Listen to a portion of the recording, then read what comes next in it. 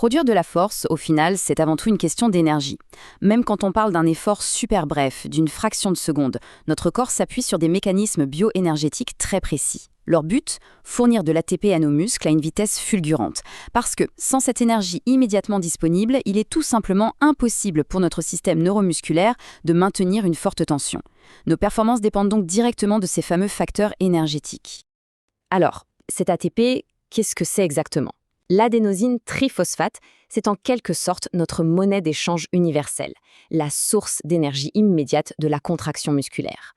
Toute contraction en dépend. C'est bien l'ATP qui permet à nos ponts actine-myosine de fonctionner et de générer du mouvement. Le petit bémol, c'est que chaque cycle consomme cette ressource et que nos réserves musculaires sont vraiment minuscules. Elles tiennent à peine quelques secondes lors d'un effort maximal. Le muscle est donc obligé de resynthétiser cet ATP en permanence et super rapidement pour qu'on puisse continuer à produire de la force.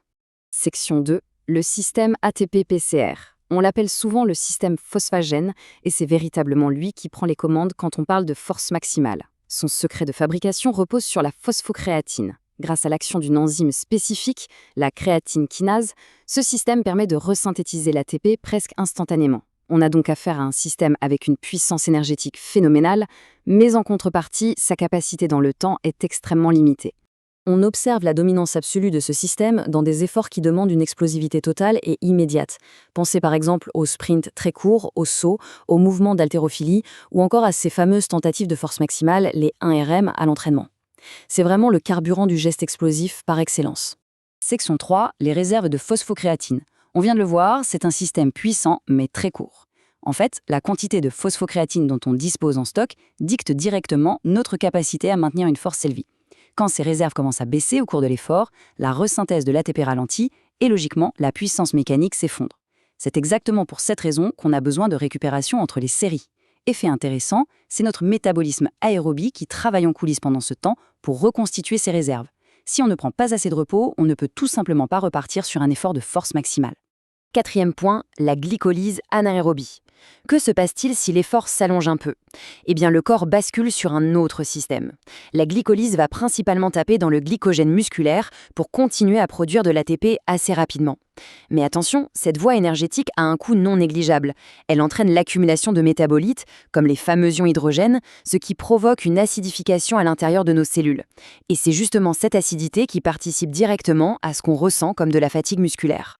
Cette glycolyse devient vraiment critique et joue un rôle majeur dans des situations bien précises. Dès qu'on s'engage dans des séries plus longues, des efforts intermittents ou tout exercice qui génère une forte fatigue métabolique. On s'éloigne ici de l'expression de la force maximale pure pour rentrer dans une zone où la résistance musculaire entre en jeu. Passons à la section 5, le rôle du métabolisme aérobie. On pourrait facilement croire que pour faire de la force maximale, le système aérobie ne sert à rien. Eh bien, c'est faux. Même si l'effort maximal en lui-même repose sur les filières anaérobie, le métabolisme aérobie reste en réalité absolument essentiel. Pourquoi est-il si important ? Parce qu'il intervient très activement en arrière-plan. C'est lui qui gère la récupération entre les efforts.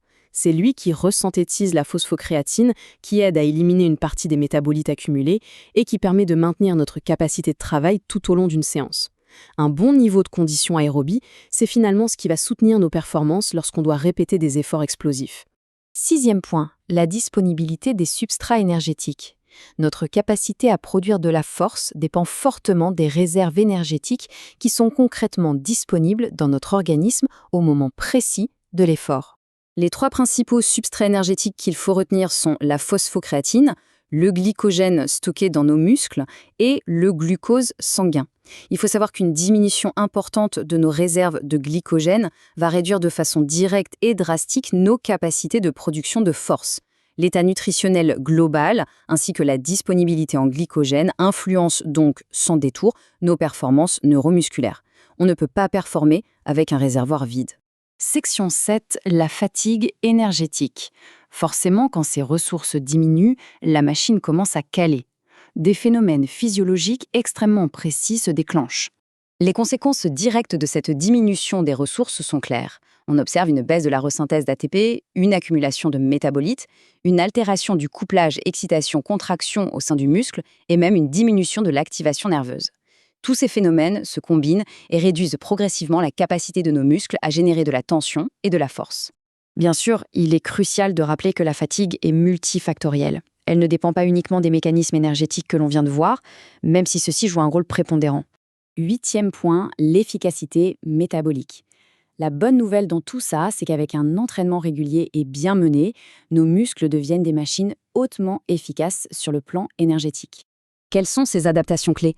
On va observer une augmentation de nos réserves de phosphocréatine, une nette amélioration de la fonction de nos enzymes énergétiques et une plus grande capacité à stocker du glycogène. Notre récupération s'améliore globalement et les échanges énergétiques à l'intérieur de nos cellules sont optimisés. Ces adaptations sont géniales car elles nous permettent de maintenir des niveaux de production de force très élevés et ce, beaucoup plus longtemps. Section 9. Les adaptations énergétiques à l'entraînement. Attention cependant, ces adaptations ne se font pas au hasard. Elles dépendent très spécifiquement du type de travail qu'on impose à notre corps. Pour bien comprendre, opposons deux méthodes. D'un côté, un entraînement ciblé sur la force maximale.